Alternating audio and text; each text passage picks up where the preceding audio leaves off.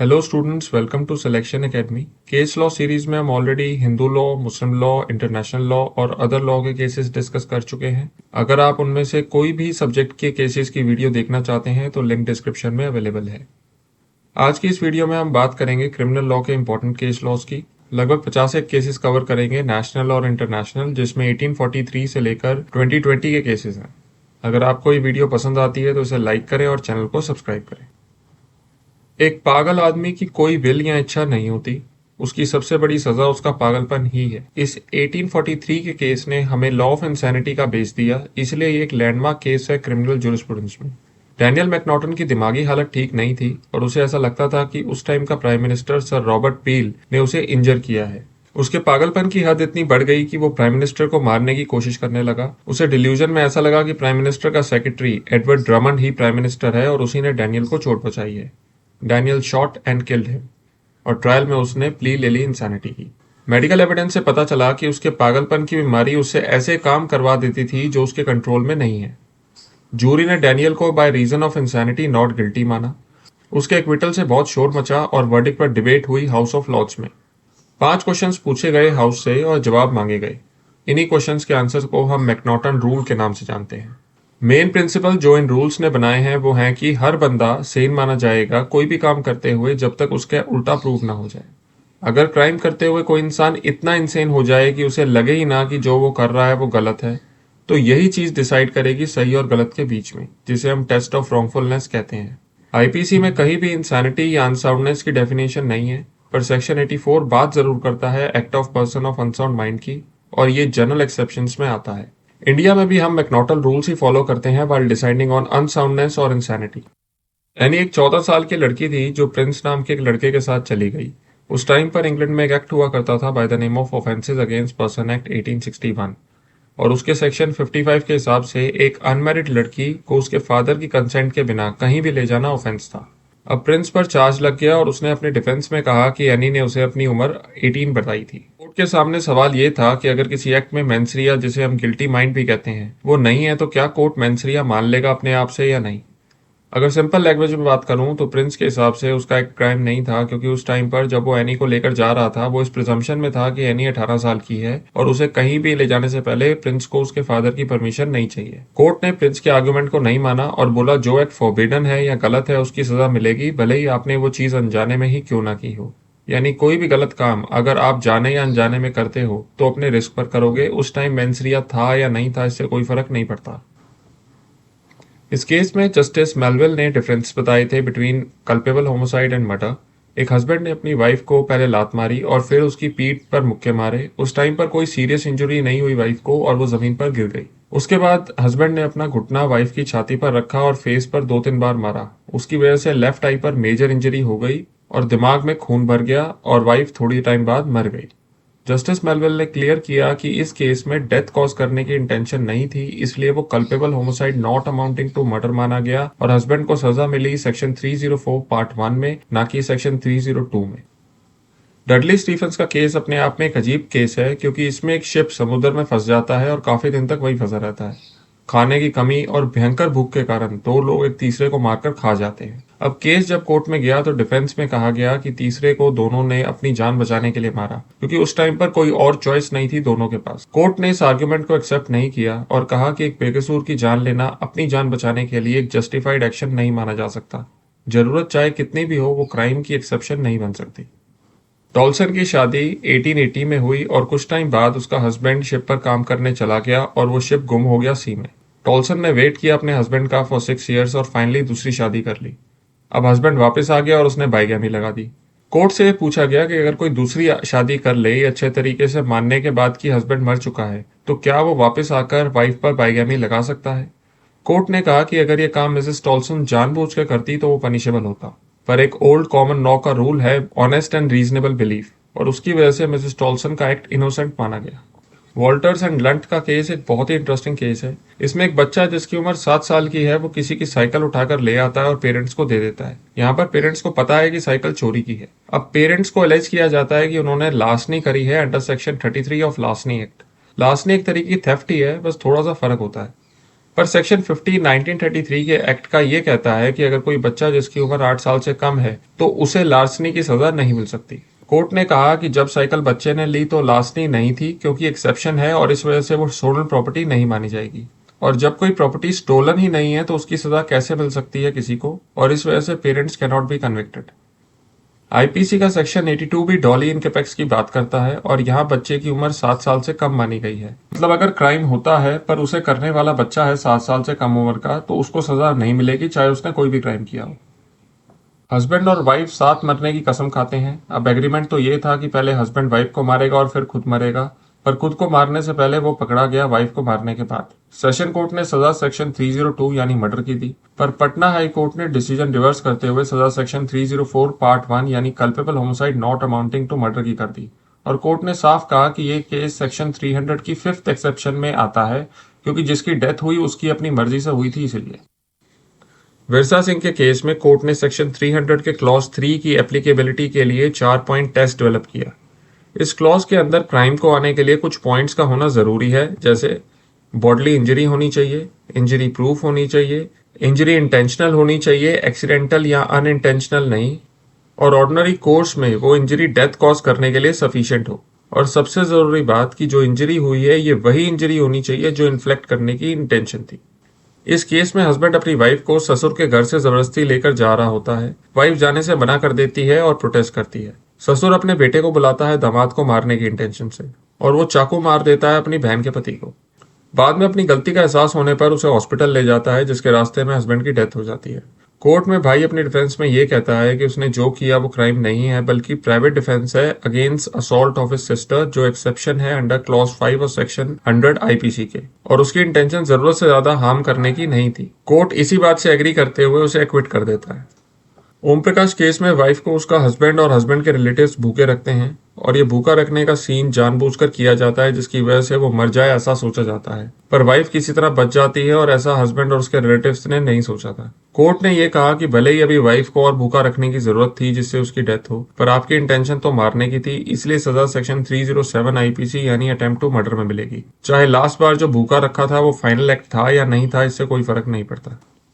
Nanavati case famous है, सब जानते हैं इसे, इस पर मूवीज भी बनी हैं और बुक्स भी लिखी गई हैं काफी सारी। फैक्ट्स है कि वाइफ के लवर को हस्बैंड मार देता है और हस्बैंड डिफेंस में ये कहता है कि ये क्राइम उसने ग्रेव एंड सडन प्रोवोकेशन में किया था, पर कोर्ट ने उसका आर्गुमेंट नहीं माना और कहा कि अगर कोई crime of passion lapse of time के बाद किया जाए तो वो पैशनेट क्राइम नहीं माना जा सकता क्योंकि टाइम गैप आ गया है उसमें, और उस टाइम में सोचने और समझने का टाइम मिल जाता है। और ये एक क्राइम ऑफ पैशन नहीं है क्योंकि टाइम गैप काफी है और वो एक्यूज के फेवर में काउंट नहीं किया जा सकता।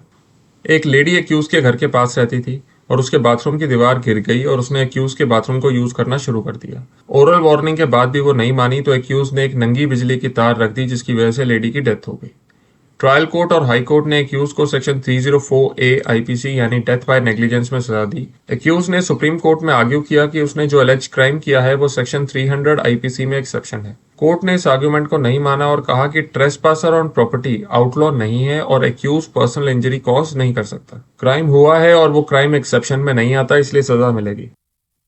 हस्बैंड ने वाइफ को मार दिया क्योंकि वो उसे पसंद नहीं करता था और बाद में इंसैनिटी की प्ली ले ली और कहा वो नेचर ऑफ एक्ट नहीं समझ सकता था, और इसके लिए उसने एविडेंस भी दिए जो प्रूफ कर रहे थे कि वो इंसेन है। सेशन कोर्ट ने उसके एविडेंस को रिजेक्ट करते हुए कहा कि ये पागलपन का नाटक सिर्फ बचने के लिए किया जा रहा है। हाई कोर्ट ने डिसीजन कंफर्म किया सेशन कोर्ट का। सुप्रीम कोर्ट ने भी यही माना कि insanity at the time of crime होने पर ही एक्सेप्शन मानी जाएगी, ना तो उससे पहले और ना उसके बाद। MS जॉर्ज का केस एक और फेमस केसेस की लिस्ट में से एक केस है, और सवाल सिंपल सा था कि क्या इंडिया में जो लॉ बनते हैं वो इंडिया के बाहर भी पब्लिश करना जरूरी है क्या, जिससे सबको पता रहे कि क्या क्राइम है इंडिया में। कोर्ट ने कहा कि इसकी कोई जरूरत नहीं है, सिर्फ गजट में पब्लिश करना ही काफी माना जाएगा लॉ की अवेयरनेस के लिए, अलग से बाहर पब्लिश करने की नीड नहीं है। सेक्शन 95 आईपीसी एक्सेप्शन है उन सो कॉल्ड छोटे मोटे इंजरीज की जिनकी कोई कंप्लेंट नहीं करता। जैसे आप मेट्रो में ट्रेवल करते हो और अजीब चौक मेट्रो स्टेशन पर धक्का मुक्की आम बात है। अगर किसी को हल्का फुल्का कुछ लग जाता है तो वो इंटेंशनल नहीं माना जा सकता, पर कोई ऑफेंस ट्रिवियल नेचर यानी कि छोटा मोटा ऑफेंस है कि नहीं है, ये क्वेश्चन ऑफ फैक्ट है। ये केस टू केस बेसिस पर डिसाइड किया जाएगा कि ऑफेंस हुआ है या नहीं। इस केस में पेपर से एक लेडी को हल्का सा स्क्रैच आ गया और उसने अपने नौकर पर केस कर दिया। हाई कोर्ट में एक्विटल के बाद जब सुप्रीम कोर्ट में केस गया तो कोर्ट ने भी यही कहा कि इतनी छोटी सी इंजरी के लिए कोई भी आम बंदा कंप्लेन नहीं करेगा और हाई कोर्ट का डिसीजन बिल्कुल सही है क्विट करने का। ये अपील का केस है जिसमें सेक्शन 302 आईपीसी में कन्विक्शन को चैलेंज किया गया था। कोर्ट ने साफ कहा कि प्रोसिक्यूशन को यह प्रूव करने की जरूरत है कि क्राइम हुआ है और क्राइम के सारे इंग्रेडिएंट्स मौजूद हैं, और जब तक प्रोसिक्यूशन ये प्रूफ ना कर दे तब तक क्राइम प्रूफ नहीं होता। गिल्ट ऑफ एक्यूज एविडेंस को देखकर ही मानी जाएगी। अगर दो केसेस बन रहे हैं, यानी एक एक्यूज को गिल्टी मान रहा है और दूसरा उसे इनोसेंट, तो इनोसेंस वाला प्रिवेल करेगा क्योंकि crime should be proved beyond reasonable doubt. Jagmohan case में डेथ सेंटेंस की वैलिडिटी को चैलेंज किया गया और कहा गया कि उसको देने का कोई प्रोसीजर नहीं है। सीआरपीसी में जो प्रोसीजर दिया गया है वो सिर्फ और सिर्फ गिल्ट फाइंड करने तक ही सीमित है। सुप्रीम कोर्ट ने कहा कि death sentence procedure establish by law से ही दिया जाता है। ये चॉइस जज की होती है कि कैपिटल सेंटेंस दे या इम्प्रिजनमेंट फॉर लाइफ, और ये डिसाइड किया जाता है according to facts and circumstances during trial. Court ने डेथ पेनल्टी को सही माना और कहा कि यह वायलेटिव नहीं है आर्टिकल 14, 19 और 21 के। मिजस्की ने लड़ाई की पब में और पब के लैंडलॉर्ड और कस्टमर के साथ जो पुलिस वाले अरेस्ट करने आए थे उन्हें भी असॉल्ट किया। उसका डिफेंस कोर्ट में ये था कि उसने असॉल्ट दारू पीने और ड्रग्स लेने के बाद किया और उसे होश नहीं था कि वो क्या कर रहा है। कोर्ट ने यहाँ बेसिक और स्पेसिफिक इंटेंट के बीच में डिफरेंस क्लियर किया और कहा कि अपनी मर्जी से दारू पीना कोई डिफेंस नहीं होता क्राइम करने के लिए। अगर आप इंटॉक्सिकेशन में होशोहवास खो चुके हो तो भी। आईपीसी के सेक्शन 85 और 86 में इंटॉक्सिकेशन की बात की गई है और मेजोस्की से मिलते जुलते केसेस हैं चेतराम और पासदेव के। इस केस में एक 8 साल की लड़की ने एक आदमी के ग्रोइन एरिया पर हाथ रख दिया। आदमी ने जीन्स पहनी हुई थी और उसने लड़की को रोका नहीं, जिसकी वजह से उसे इरेक्शन हो गया। उसके ऊपर इंडिसेंसी का चार्ज लगा तो उसने अपने डिफेंस में कहा कि मैंने कुछ नहीं किया है तो सजा क्यों मिले। लड़की ने अपने आप हाथ रखा था, उसे मैंने नहीं कहा था रखने के लिए। कोर्ट ने उसका डिफेंस नहीं माना और कहा कि आप एक बच्चे को इंडिसेंट एक्ट करने के लिए उकसा सकते हो बिना कुछ करे भी, और आपका कुछ ना करना एनकरेजमेंट माना जाएगा एक्ट के लिए। एक्टस रियस है थ्रू ओमिशन, यहाँ पर मतलब ड्यूटी थी फिर भी नहीं किया। मोतीराम केस एक इंटरेस्टिंग केस है। इसमें एक मेसन की बेल का अमाउंट रखा गया 10,000 और मजिस्ट्रेट ने उसके भाई की श्योरिटी भी एक्सेप्ट करने से मना कर दिया क्योंकि उसका भाई किसी और डिस्ट्रिक्ट में रहता था। कोर्ट ने साफ कहा कि मजिस्ट्रेट की डिमांड अनरीजनेबल है क्योंकि पहली बात तो अमाउंट बहुत ज्यादा है और दूसरा कि अगर इस लॉजिक से सोचा जाए कि बेल में श्योरिटी वही दे सकता है जो उस डिस्ट्रिक्ट का हो और वहां प्रॉपर्टी भी हो, तो इसका मतलब बिहार का बंदा पंजाब में और गुजरात का बंदा केरला में श्योरिटी नहीं बन सकता। इस हिसाब से तो हर किसी को हर स्टेट में घर लेना पड़ेगा, जो कि गलत है। कोर्ट ने यहाँ पर बेल का अमाउंट भी 1,000 रुपए कर दिया। कोर्ट ने सिबिया केस में एंटीसिपेटरी बेल लेने के लिए 5 प्रिंसिपल्स रखे। पहला कि सिर्फ डर होना कि एफआईआर हो जाएगी कोई ग्राउंड नहीं है एंटीसिपेटरी बेल लेने का। सुप्रीम कोर्ट और हाई कोर्ट के पास अगर केस आया है तो उसे अपना खुद का डिसीजन लेना चाहिए, वो मजिस्ट्रेट के ऊपर नहीं छोड़ सकते डिसीजन लेना। एंटीसिपेटरी बेल लेने के लिए एफआईआर का होना जरूरी नहीं है। अगर एप्लीकेंट के अगेंस्ट एफआईआर हो गई है पर वो भी अरेस्ट नहीं हुआ है तो भी बेल ली जा सकती है, पर अरेस्ट के बाद एंटीसिपेटरी बेल नहीं दी जा सकती, और तब बेल चाहिए तो मजिस्ट्रेट या सेशन कोर्ट में जाना पड़ेगा रेगुलर बेल के लिए। बच्चन सिंह ने सुप्रीम कोर्ट में सेक्शन 302 आईपीसी और सेक्शन 354 क्लॉज 3 सीआरपीसी को चैलेंज किया और कॉन्स्टिट्यूशन बेंच ने 4-1 की मेजोरिटी से, जिसमें जस्टिस भगवती ने डिसेंट किया, माना कि सेक्शन 302 आईपीसी वायलेट नहीं करता आर्टिकल 19 एंड 21 को कॉन्स्टिट्यूशन के, और साथ ही साथ सेक्शन 354 क्लॉज 3 अनकॉन्स्टिट्यूशनल नहीं है। कोर्ट ने कैपिटल पनिशमेंट को रखा पर उसका दायरा कम कर दिया। इसी केस में कोर्ट ने माना कि आर्टिकल 19 के फंडामेंटल राइट्स एब्सोल्यूट नहीं है, उनके ऊपर रिस्ट्रिक्शंस लगी हुई हैं। Doctrine of rarest of rare cases का टेस्ट डेथ पेनल्टी देने के लिए इसी केस में बनाया गया था। मच्छी सिंह में कोर्ट ने रेयरेस्ट ऑफ रेयर केस के प्रिंसिपल की गाइडलाइंस दी, जैसे किस तरीके से मर्डर हुआ, सोसाइटी के लिए कितना गलत था, ग्रेविटी क्या थी क्राइम की और विक्टिम की पर्सनैलिटी कैसी थी। कोर्ट ने माना कि अगर सोसाइटी की रूह कांप जाए, ऐसा कोई क्राइम हो, तो जुडिशरी उस केस में डेथ पेनल्टी दे सकती है।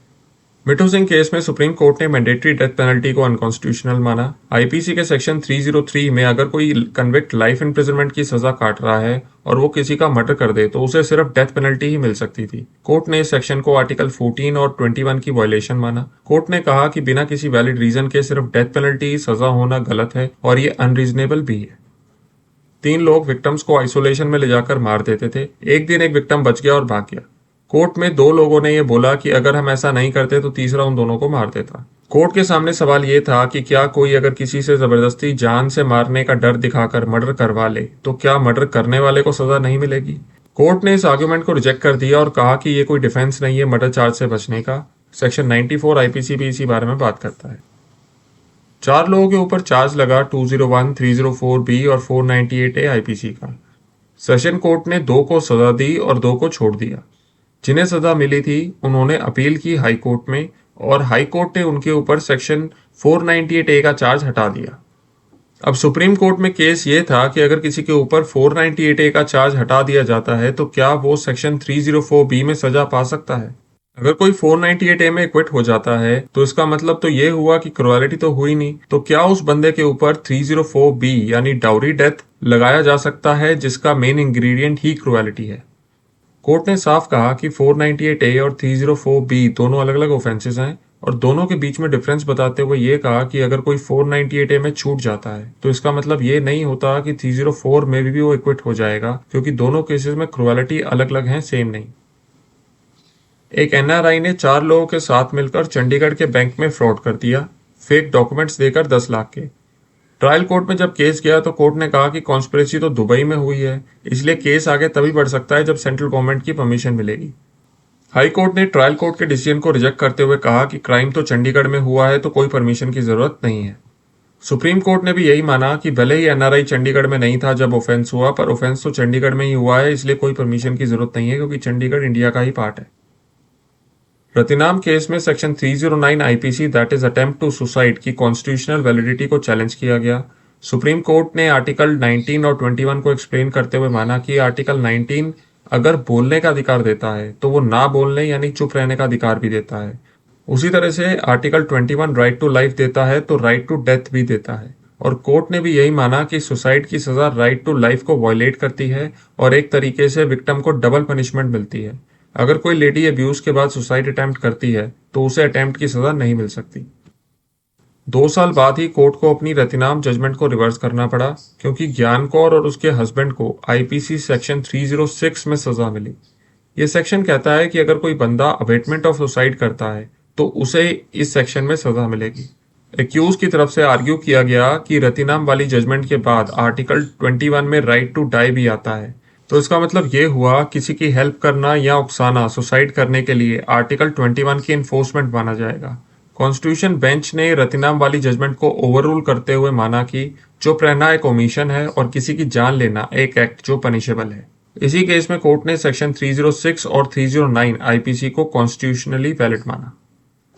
एक बहुत ही इंपॉर्टेंट केस है D K Basu case. D K Basu executive chairman थे legal aid services West Bengal में। उन्होंने लेटर लिखा चीफ जस्टिस ऑफ इंडिया को कि न्यूज में पुलिस लॉकअप और कस्टडी में डेथ्स बहुत बढ़ गए हैं। कोर्ट ने उसी लेटर को पीआईएल मानते हुए डायरेक्शंस इशू की। अरेस्ट कैसे किया जाएगा, अरेस्ट के बाद का क्या प्रोसीजर है, अगर पुलिस वायलेंस करती है तो स्टेट की लायबिलिटी बनती है कंपनसेशन देने की। विशाखा एक वुमेन राइट्स के लिए लड़ने वाला एनजीओ था और एनजीओ ने एक पीआईएल कोर्ट में डाली एक ब्रूटल गैंग रेप के बाद राजस्थान में, और उसमें कहा कि औरतों के लिए वर्क प्लेस में सेक्सुअल हरासमेंट के अगेंस्ट कोई कानून नहीं है। कोर्ट ने आर्टिकल 14, 19 और 21 को वर्किंग वुमेन के लिए इन्फोर्स करते हुए guidelines the for prevention of sexual harassment at work place. Government ने भी 2013 में एक एक्ट बनाया इस मेनेंस से लड़ने के लिए। एक केस हुआ था 1996 में जिसमें कोर्ट ने क्रिमिनल केसेस के ट्रायल के लिए पीरियड फिक्स कर दिया था। मतलब अगर उतने टाइम पीरियड में ट्रायल खत्म नहीं हुआ तो केस क्लोज कर एक्यूज को एक्विट या डिस्चार्ज कर दिया जाएगा। रामचंद्र राव केस में 7 बेंच ने इन्हीं डायरेक्शंस को ओवररूल कर दिया और कहा कि ये ना तो एडवाइजेबल है और ना ही परमिसेबल।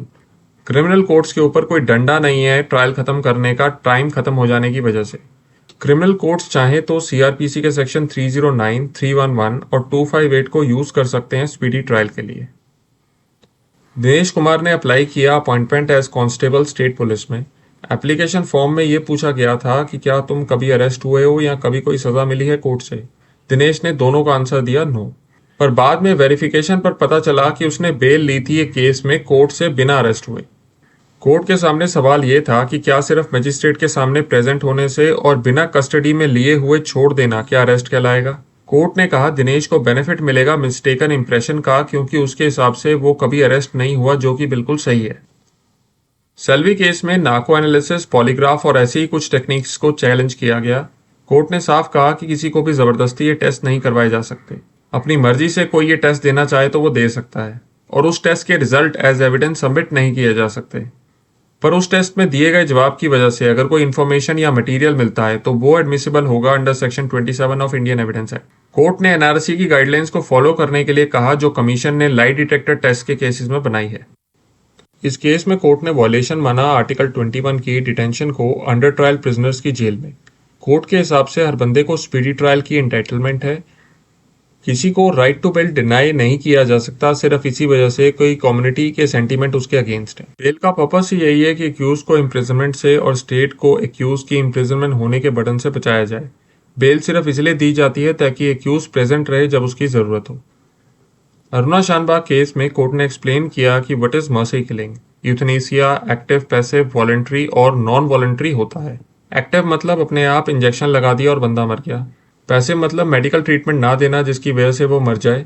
वॉलंटरी में पेशेंट का कंसेंट होता है और इनवॉलंटरी में कंसेंट नहीं होता क्योंकि पेशेंट कोमा में होता है। ये case passive non voluntary euthanasia देने की बात करता है। कोर्ट ने कहा कि किसी को भी मरने का राइट नहीं है एक्टिवली और रेकमेंड किया कि सेक्शन 309 आईपीसी को रिपील किया जाए। ज्ञान सिंह केस हाई कोर्ट की इनहेरेंट पावर से डील करता है। कोर्ट को इस पावर को एक्सरसाइज करने से पहले क्राइम के नेचर और उसकी ग्रेविटी का ध्यान रखना चाहिए। सीरियस और हीनियस ऑफेंसेस जैसे मर्डर, रेप वगैरह की क्वॉशिंग नहीं हो सकती। इस तरीके के ऑफेंसेस का इम्पैक्ट सोसाइटी पर बहुत ही सीरियस होता है। वो क्रिमिनल केसेस जो सिविल नेचर के होते हैं जैसे फैमिली डिस्प्यूट, पार्टनरशिप डिस्प्यूट या कोई फाइनेंशियल डिस्प्यूट्स को क्वॉश किया जा सकता है केस टू केस बेसिस पर। मोहम्मद हुसैन केस में कहा गया कि अगर एक्यूज को कोई वकील नहीं मिल रहा है या उसके पास इतने पैसे नहीं हैं कि वो कोई वकील हायर कर ले तो उस केस में कोर्ट वकील देगा स्टेट के खर्चे पर। Article 39 right to legal aid की बात करता है और ये सिर्फ तभी नहीं मिलेगा जब एक्यूज ने एप्लीकेशन दी हो एड की। कोर्ट की ड्यूटी बनती है कि वो एक्यूज को इस राइट के बारे में बताए। एक एडवोकेट की सर्विसेज लेना एक्यूज के लिए फेयर ट्रायल होने की बहुत इंपॉर्टेंट कंडीशन है। ललिता कुमारी केस में पूछा गया कि क्या पुलिस ऑफिसर बाउंड है एफआईआर लिखने के लिए कॉग्निजेबल केसेस में, तो कोर्ट ने इसका जवाब दिया हाँ, एफआईआर लिखनी ही पड़ेगी अगर कोई कॉग्निजेबल ऑफेंस हुआ है तो। उसके बाद पूछा गया कि क्या पुलिस ऑफिसर के पास कोई पावर है प्रिलिमिनरी इंक्वायरी की ये चेक करने के लिए कि इन्फॉर्मेशन जो दी जा रही है वो सही है या नहीं। कोर्ट ने कहा कि अगर इन्फॉर्मेशन जो दी गई है उसमें कॉग्निजेबल ऑफेंस नहीं बताया गया बट लगता है कि इंक्वायरी की जानी चाहिए कॉग्निजेबिलिटी चेक करने के लिए तो की जा सकती है। डिटेल गाइडलाइंस दी गई है बताने के लिए कि कब एफआईआर रजिस्टर की जाएगी और कब इंक्वायरी की जाएगी। पुलिस ऑफिसर्स को एक बैलेंस बना के चलना होता है एक इंडिविजुअल की लिबर्टी और सोसाइटी के ऑर्डर को बनाए रखने के लिए अरेस्ट की पावर को एक्सरसाइज करते हुए अंडर सेक्शन 41, 41A और 57 of CrPC. Section 498A IPC और सेक्शन 4 और डॉरी प्रोहिबिशन एक्ट के मिसयूज को ध्यान में रखते हुए कोर्ट ने यह डायरेक्ट किया कि कोई पुलिस वाला अरेस्ट नहीं करेगा उन ऑफेंसेस में जिनकी सजा 7 साल से कम है जब तक उसे एलिगेशंस की जेन्युइननेस पर डाउट ना हो। इस केस में कोर्ट ने डायरेक्ट किया सेक्शन 498 आईपीसी की हर कंप्लेंट एक फैमिली वेलफेयर कमेटी को दी जाएगी। इस कमेटी के 3 मेंबर होंगे और इस कमेटी का काम डिस्ट्रिक्ट या सेशन जज साल में एक बार रिव्यू जरूर करेंगे। ये कमेटी अपनी रिपोर्ट सबमिट करेगी 1 महीने के अंदर अंदर। पासपोर्ट को इंपाउंड करना और रेड कॉर्नर नोटिस को इशू करना एक रूटीन एक्सरसाइज नहीं होनी चाहिए। हर फैमिली मेंबर का प्रेजेंट होना जरूरी नहीं है हियरिंग के टाइम पर और अगर पार्टीज के बीच में सेटलमेंट हो गया है तो जज चाहे तो उसे डिस्पोज ऑफ कर सकता है। एक एनजीओ ने एपेक्स कोर्ट को अप्रोच किया ऑनर क्राइम को रोकने के लिए। कोर्ट ने डायरेक्शन इशू करी स्टेट और सेंट्रल गवर्नमेंट को प्रिवेंटिव स्टेप्स लेने के लिए। खाप पंचायत के हर अटेम्प्ट को इलीगल माना गया और प्रिवेंटिव, रेमेडियल और प्यूनिटिव मेजर्स बताए गए ऑनर क्राइम को रोकने के लिए।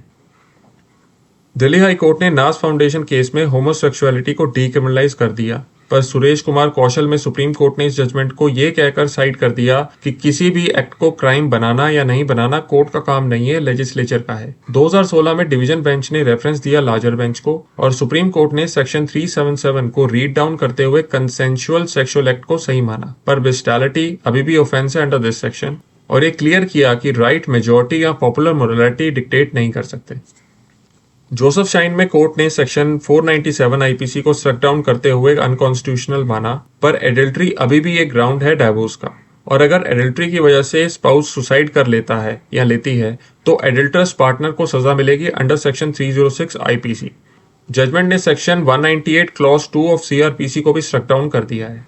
इस केस में कोर्ट ने क्लियर किया कि 498 आईपीसी के केसेस सिर्फ डेजिग्नेटेड आईओ ही इन्वेस्टिगेट करेगा एरिया का और अगर सेटलमेंट हो जाती है तो हाई कोर्ट को अप्रोच किया जा सकता है फॉर क्वॉशिंग ऑफ प्रोसीडिंग्स। बेल के केस में कम से कम 1 दिन का नोटिस पीपी और कंप्लेनेंट को दिया जा सकता है, और अगर डिस्प्यूटेड डाउरी आइटम्स मिलते हैं तो ये बेल डिनाई करने का ग्राउंड नहीं है अगर वाइफ और चाइल्ड की मेंटेनेंस प्रोटेक्ट की जा सकती है। अगर फिजिकल इंजरीज या डेथ हुई है तो ये गाइडलाइंस अप्लाई नहीं होंगी।